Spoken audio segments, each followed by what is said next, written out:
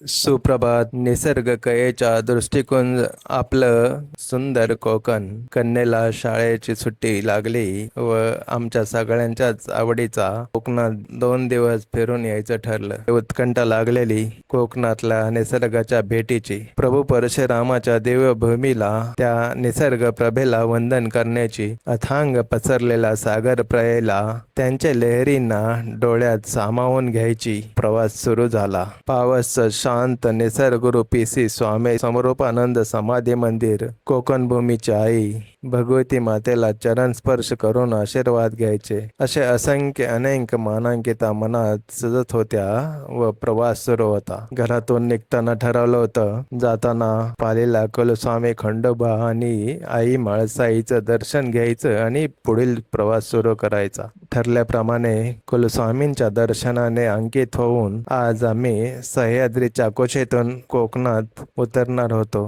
तो रोमांचक क्षण. सह्याद्रीच्या अफाट साहसिकतेचं दर्शन देत त्या आंबोलीच्या घाट माथ्यावर थोडं थांबून घाट उतरताना नजरेत न मावणाऱ्या त्या खोल डोंगर दऱ्या, आकाशालाही गवसणी घालणारे उंच उंच पर्वत, हिरवाईने नटलेली ती जंगले, आकाशाच्या निरभ्रतेत विहार करणारे शुभ्र धवल ढग, एकूणच आंबोलीचं अबोल मोहक रूप मन हर्षित करत होतं. घाट रस्त्याच्या नागमोडी वळणाच्या वाटा कोकणात उतरताना मनाला जणू साथ घालत होत्या.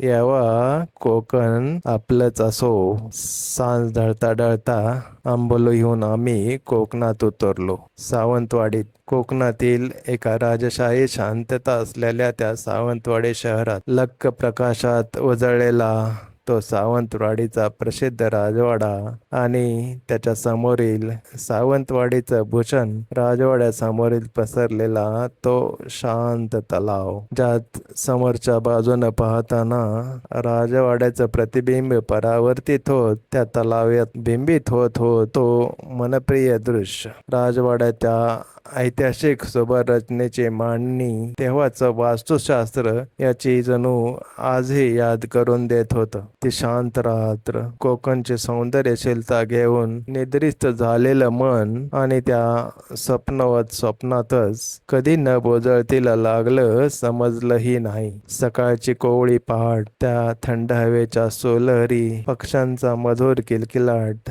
सौम्य प्रभेला मनकोंदनात जणू निर्विक्षपणे साथ देतोय असं भासत होतं. सकाळी सकाळी प्ररूप आवरून सावंतवाडीत एक फेरफटका मारला, पुढील प्रवास सुरू केला. सकाळी सकाळी वेंगुर्ला निवृत्ती करून माता भगवतीचं दर्शन घ्यायचं, त्या प्रसन्न सहवासतेचा अनुभव करून घ्यायचा, हे मनाशी आधीच पक्क ठरवलं होतं. ठरलेल्या नियोजनाप्रमाणे आम्ही सुंदर नयनरम्य निसर्ग कुशीत दडलेल्या त्या धामापूरला पोहोचलो. आम्ही गावाच्या सुरुवातीलाच असणाऱ्या भगवती मातेला तिच्या चरण दर्शनासाठी मंदिरात प्रवेशितो झालो.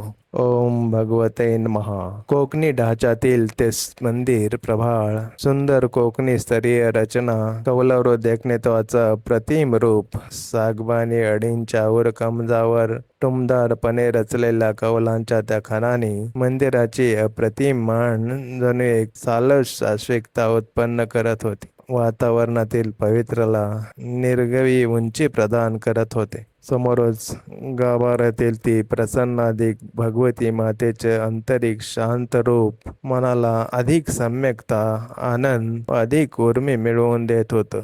श्री भगवती देवीचं प्राचीन मंदिर सुमारे 475 वर्षाहूनही अधिक जुने आहे. मंदिराच्या परिसरात सतीरी देवीचं आणखी एक सुंदर मंदिर आहे. विजयनगर साम्राज्यातील सरदार नागेश देसाई यांनी 1530 साली या तलावाच्या निर्मितीच्या सोबतच ही मंदिरे उभारलेली आहेत. भगवती देवीच्या मंदिराच्या बाजूलाच असलेलं पुरातन श्री संपूर्ण परिसरातील आध्यात्मिक सुचिता वाढवते. धामापूर तलाव, भगवती माता मंदिर, तेथील शाश्वत निसर्ग संपदा याचा भरभरून आनंद घेऊन पुढे आम्ही भोगवे या पांढऱ्या रेतीच्या स्वच्छ व शांत समुद्र किनाऱ्याकडे मार्गस्थ झालो. भव्य सागराच्या निकळ शीतलहरी, त्याचं अथांग रूप, लाटांचं मधुर गुंजन ऐकण्याची मनाला उत्सुकता लागली होती. एका तासाच्या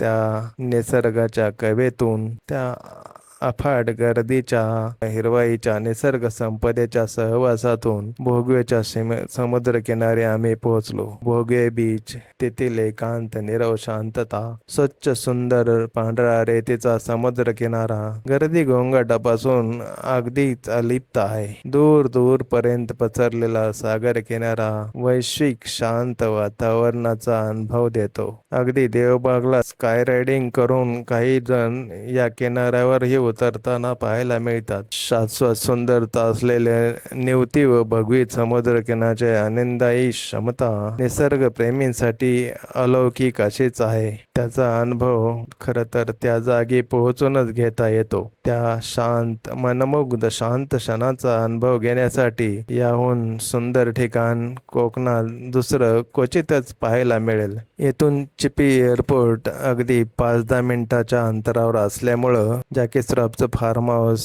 इकडेच आहे. सचिन तेंडुलकरला सुद्धा भोगे बीचला पसंती देतात. आम्ही रात्रीचा मुक्काम देवबागला आमचे मित्र मालवणचे श्री अविनाजी मालवणकरजी यांच्या मित्राच्या रिसॉर्टला केला. देवबागच्या समुद्र किनाऱ्याला लागून स्वतःचं प्रायव्हेट बीच असणारं 6 एकराहून जास्त क्षेत्रात पसरलेलं हे अगदीच अप्रतिमपणे स्थापत्य केले आहे. रोममधून दिसणारा फेसाळलेला सागरी किनारा मनाला आत्मिक संतोष मिळवून देतो. सुंदर सी फेस कॉटेजेस, भव्य दिव्य स्विमिंग पूल, प्रशस्त पार्किंग व्यवस्था, हॉटेल परिसरातील ते श्री दत्त मंदिर परिसरातील उपहारघर, तेथील जेवण व अल्पोपहार अगदीच सगळं रुचकर आहे. आपण जेव्हा फॅमिली सोबतच्या प्रवासात असतो त्यावेळेस मनाला अगदीच आनंदही वाटतं. खूप छान अनुभव होता. सकाळी सकाळी भोर पहाट समी शांत वातावरणात सागर लहरींचे मुग्ध आवाजाने मन किनाऱ्याकडे धावत गेले. सकाळी